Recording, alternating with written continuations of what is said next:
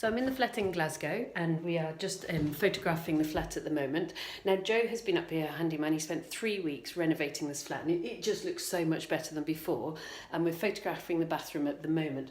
Although images look beautiful, and look, it's a beautiful period bath. He's put in a lovely tiles and all the rest of it.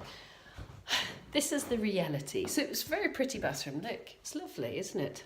This is the reality. You take all the crap out.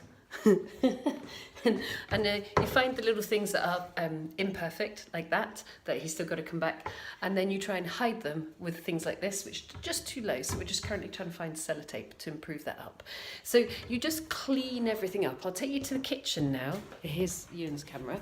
And I'll show you the kitchen after it's been photographed with the stuff back in. So we've put back the pans, the toaster, the kettle and all the rest of it. But when we actually were photographing that, do you see how it looks a bit cluttered now? Well, we took all of that out so that you could see it beautifully clean. Oh, and the bin, you know, the bin's just normal everyday life. So when you are photographing an apartment, make sure that you've got clean lines and all the crap goes into the hallway. So the whole time you're with your photographer, you're being their assistant, really. Let's be honest. Glamorous side of property.